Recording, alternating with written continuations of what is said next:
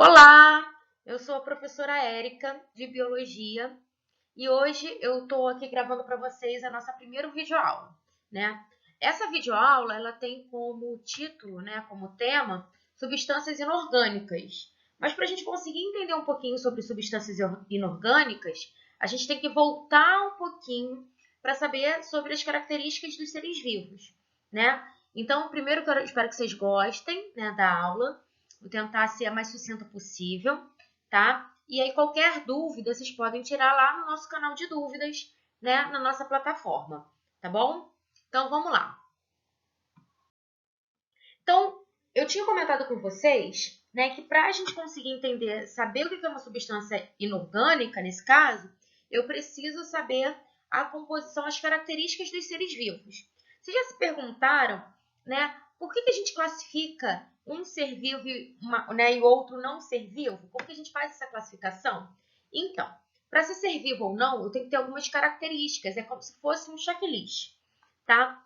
Uma dessas características, né, talvez a principal característica para eu classificar o cara como ser vivo ou não, é a presença de célula, né? É a estrutura celular. Então, a célula é uma das principais características, né, para eu enfatizar que esse cara é um ser vivo. Né? É importante até a gente falar sobre isso, porque a gente está vivendo aí numa situação, né, de pandemia, né, de um vírus, e o vírus, ele é uma estrutura, né, que não é, ele é acelular, ou seja, ele não tem célula. Mas calma que isso a gente fala depois, tá? Então, para eu caracterizar esse ser vivo, como eu estava comentando, a primeira característica é ter ou não a presença de célula. Né? Outra característica, né, outras características que são importantes é a questão da nutrição, metabolismo, né, que a gente já tinha citado isso, provavelmente vocês já devem, né, lembrar lá do fundamental de vocês.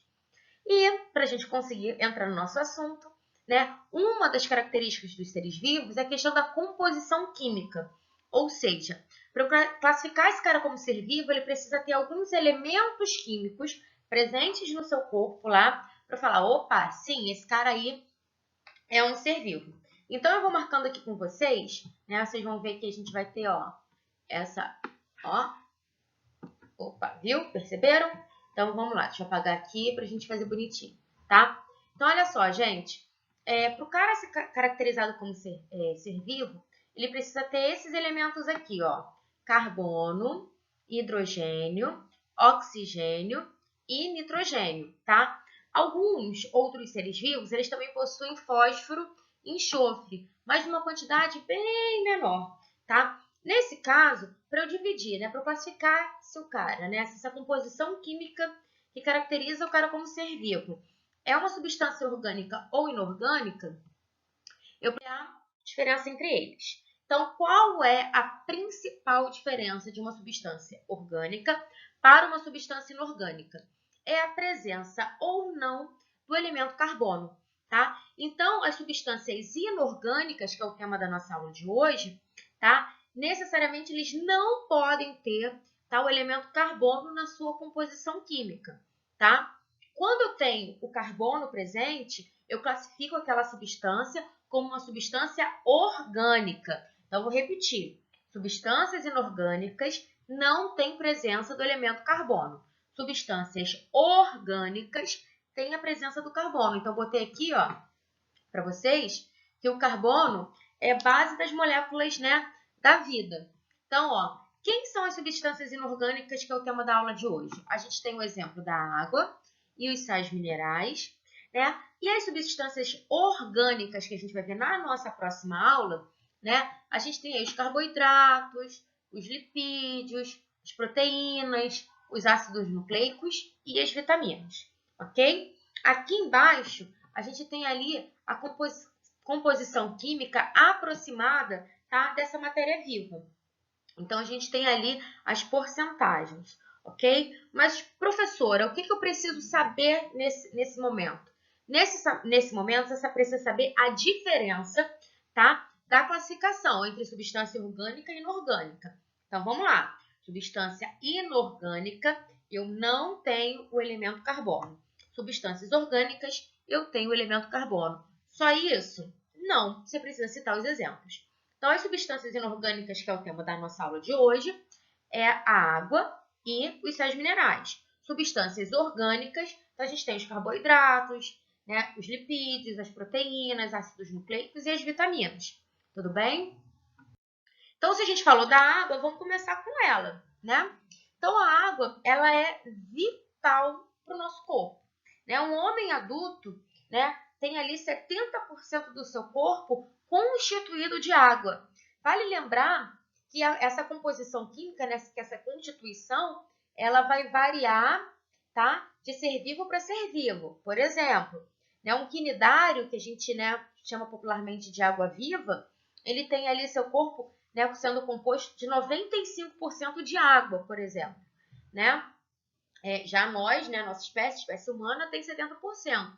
Então, essa variação ocorre, tá? Mas tanto para a água viva quanto para a gente, a água ela é vital. A gente consegue ficar aí, né, quase uma semana, né, sem ter alimentações básicas, né? Nosso corpo ele consegue manter ali quase por uma semana, né, sem uma alimentação aí tão regrada. Mas sem água a gente não consegue sobreviver 3 dias. Né? Para você ver a importância que a água tem, a gente vai ver quais são essas importâncias, quais são essas funções da água no nosso corpo de uma maneira geral, tá bom? Eu tinha comentado para vocês que as substâncias inorgânicas não têm presença do carbono, e eu botei aqui para vocês, né, o elemento químico, né, como é a composição química da água. E a gente fala tanto, né, do H2O, então eu tenho 2 moléculas aí de hidrogênio e uma de oxigênio. Tem carbono? Não. Por que não tem carbono? Porque a água é uma substância inorgânica. Substâncias inorgânicas não têm presença de carbono. Tá bom? Vamos passar aqui. E aí, como eu estava comentando com vocês, quais são as funções que a água tem? Então, a água ela é classificada como solvente universal. Por que isso? Porque a maior parte, né, das substâncias a gente consegue dissolver em água. Todas, não, tá? Isso é bom a gente sempre enfatizar. Na biologia, a gente nunca tem o 100% da coisa, né? Então, na grande maioria, a água ela consegue fazer esse papel aí de solvente, né? E quando eu falo de solvente, eu preciso entender quem faz parte ali, né? Quem é quem na fila do pão. Então, para eu ter uma solução, que é uma mistura, eu preciso ter a presença de um solvente, né? Que geralmente é líquido, e eu preciso ter a presença do soluto, né? Que vai ser a substância que será dissolvida nesse solvente. Quer um exemplo básico? Nescau. Então, quando a gente prepara o Nescau, a gente pega ali o leite, que é o solvente, a gente pega o pozinho do Nescau, né, do achocolatado, que é o soluto, e quando a gente coloca em mistura, a gente fez uma solução, né, que é quando as partículas, né, do Nescau são dissolvidas no solvente, que nesse caso aí o exemplo é o leite, tá? Então, boa parte das moléculas, né, das substâncias, são dissolvidas na água. Então, ó, a água atua dissolvendo a maioria dos solutos, falei a maioria, não todos, né, que passam a ter suas partículas mais afastadas. Então, é importantíssimo essa questão, tá bom? Outra função interessante, né, da água é a questão do controle térmico, né? Quando a gente está, por exemplo, num dia muito quente, a gente começa a suar, isso é um mecanismo que o nosso corpo faz para manter a nossa temperatura corporal ali sempre em equilíbrio, né? Então, o nosso corpo ele vai reagir ao ambiente de 2 maneiras. Se o ambiente está muito quente, eu não posso ter, né? A temperatura tem que se manter constante, ela não pode aumentar junto com o ambiente, imagina. Seria, né, bem complicado. A gente teria uma hipertermia, né? Então, um aumento da temperatura corporal. Isso para o nosso corpo não é bacana. Então, como que o nosso corpo, né, faz? Qual é o plano que o nosso corpo tem para tentar fazer com que essa temperatura continue constante? Suor. Então, quando a gente começa a suar, a gente está liberando ali vapor d'água, né, e calor, tá? Então, o suor, no nosso caso, né, quando a gente libera água ali pelos nossos poros, né, vapor d'água pelos nossos poros, é uma das funções que a água tem para manter a nossa temperatura ali sempre constante, equilibrada, tá bom? O nosso corpo ele tem uma outra, né, um plano B quando a gente também está num ambiente frio. A gente começa a tremer de frio, né? Na verdade, essa contração rápida dos nossos músculos, né, ela ocorre para poder gerar calor para o nosso corpo. Então, olha só como, né, é super interessante isso. O nosso corpo ele consegue sempre manter a sua temperatura constante, né? Tanto no ambiente frio quanto no ambiente, né, com uma temperatura mais alta, né, com mecanismos diferentes. Então, para eu manter a minha temperatura constante num ambiente que está muito calor, eu vou começar a suar. Né? E com isso, eu vou liberar calor através ali da água, né? Através do suor. Se eu estou num lugar muito frio, eu não vou suar, porque se eu perder calor, eu vou ter hipotermia, que é o contrário do que eu tinha falado para vocês anteriormente da hipertermia, tá? Então, os nossos músculos vão começar a contrair muito, por isso que a gente fica tremendo de frio, para poder gerar calor.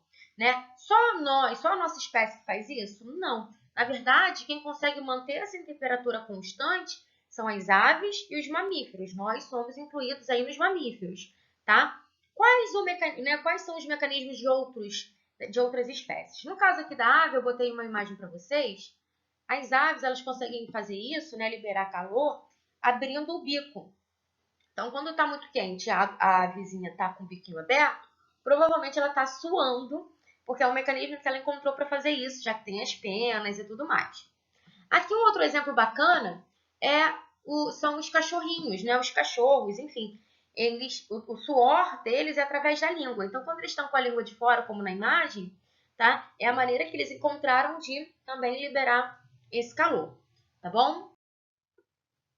E aí eu botei ali uma curiosidade, né? Na verdade, é você em ação.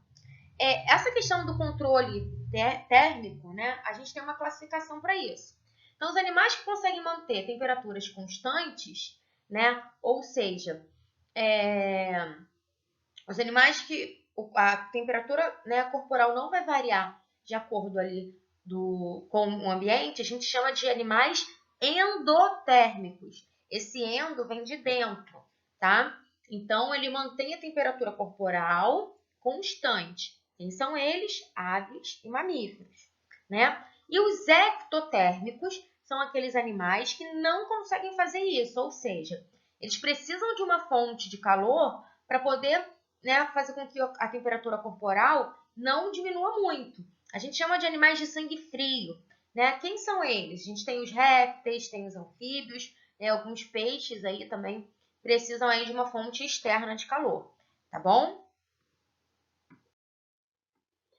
Outra função importante, né, da água é a questão do transporte de substâncias, né? Então, o nosso sangue, ele tem ali elementos que a gente chama de elementos figurados, né? E o plasma, que seria a parte líquida do nosso sangue. Essa parte líquida, né, 70% dele é pura água. Então, quando a gente não bebe muita água, por exemplo, né, nossas células precisam de água. A gente tem um processo que a gente chama de desidratação. Nessa desidratação, ela está associada com a diminuição de água ingerida, né? E também está associada com a diminuição de sais minerais no nosso corpo, tá? Então, nosso sangue, para poder ele se manter sempre fluido, ou seja, né? Sempre líquido, com líquido constante, facilitando os transportes de nutrientes e tal, a gente precisa beber uma quantidade exata de água. Na verdade, eu faço uma ressalva aqui para vocês, tá bom? A quantidade de água que cada um deve beber é muito particular.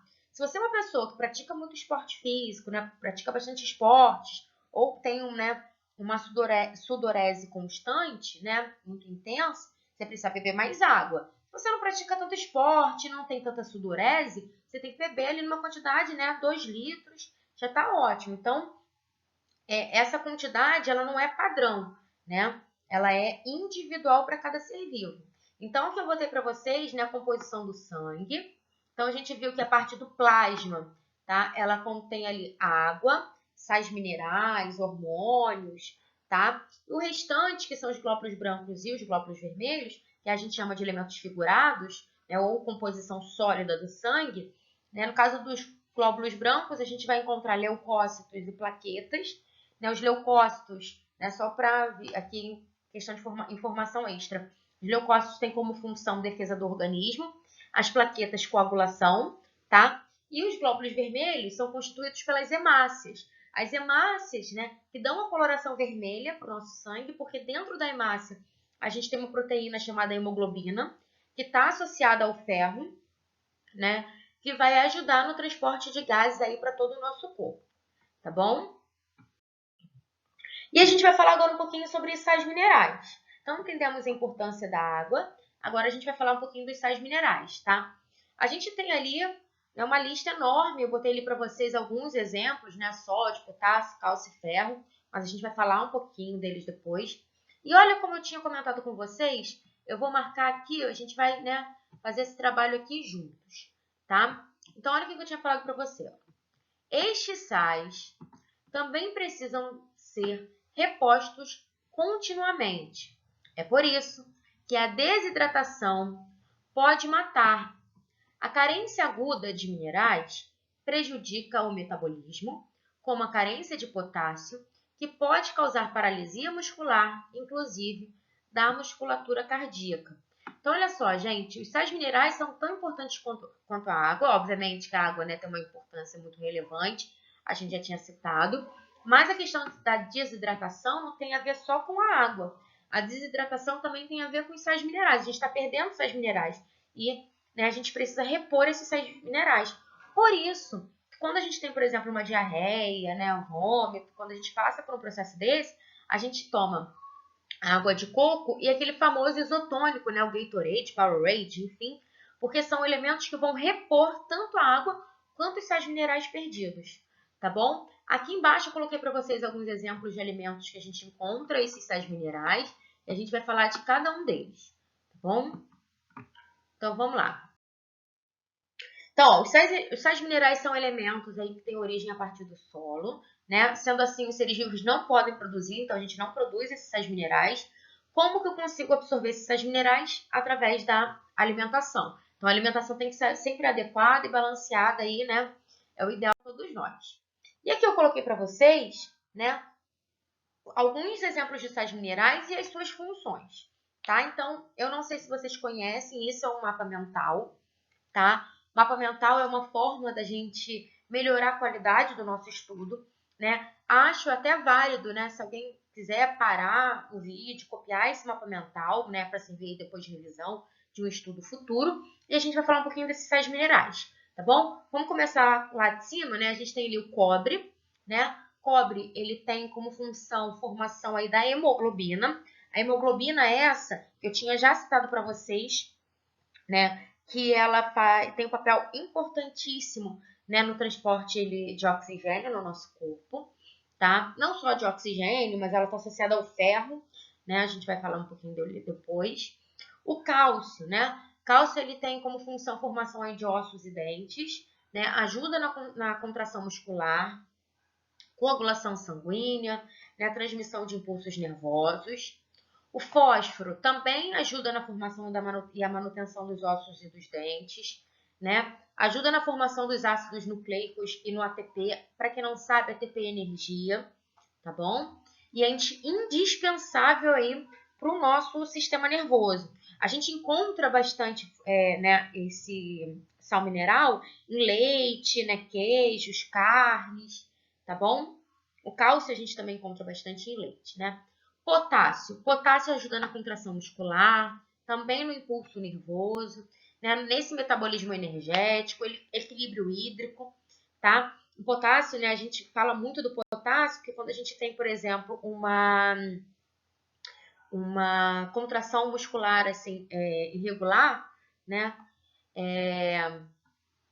A gente, então, que a gente chama de cãibra, tá? A gente tem que comer lá, come banana que melhora a cãibra, né? Porque a banana é rica em potássio. A gente tem o sódio a gente tem na sal de cozinha, mas tem que equilibrar, porque se você come muito sódio, você aumenta a pressão arterial, né? Ele tem como função relaxamento muscular, também ajuda no impulso nervoso e no equilíbrio hídrico junto com o potássio. Então, o sódio e o potássio, eles precisam sempre estar em equilíbrio, né? Manganês ajuda na absorção de nutrientes, também ajuda no metabolismo energético. A gente encontra manganês em vegetais, né, com verde escuro, né, verde escuro, e no ovo, ali, principalmente na gema, tá? O cloro, né? O cloro, a gente tem também função de equilíbrio hídrico, né? Ajuda aí na composição do nosso suco gástrico, ou seja, facilita a nossa digestão. E a gente encontra cloro lá também no sal de cozinha, tá? Magnésio. Magnésio ajuda também na formação de ossos e dentes, contração muscular, né? Metabolismo ali dos carboidratos e das proteínas, ok? Selênio, função ali, né? Ajuda no funcionamento da vitamina E, então é um sal mineral que ajuda também nas vitaminas, que são substâncias orgânicas, né? O ferro, o famoso ferro, né? Então ajuda na composição da hemoglobina e quando a gente tem baixa de ferro, a gente tem uma doença chamada anemia, né? O ferro a gente encontra em fígado, feijão, carne, né, vermelha, vegetais verdes, no ovo, tá? O zinco ajuda no metabolismo de carboidratos e proteínas, né? Ajuda também na cicatrização e na memorização. Então, né, é interessante a gente utilizar, né, usar, né, absorver bastante zinco, principalmente em frutas, cereais, né, frutos do mar, tem bastante zinco.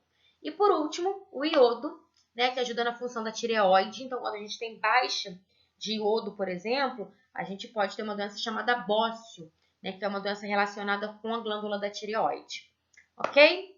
Então, convido vocês, né, a fazer esse mapa mental no caderno, pensar. E minhas considerações finais, né, primeiro espero que vocês tenham gostado da aula, né, nossa primeira aula. Espero que tenha sido claro. Né, a gente tem um canal de dúvidas, né, e esse canal de dúvidas, vocês devem estar recebendo aí o horário, o dia e o horário, né, para tirar as dúvidas, enfim, né, me deixa aqui disponível. Espero que vocês tenham gostado, façam revisão. E é isso, gente. Até a próxima, até o próximo vídeo. Um abraço.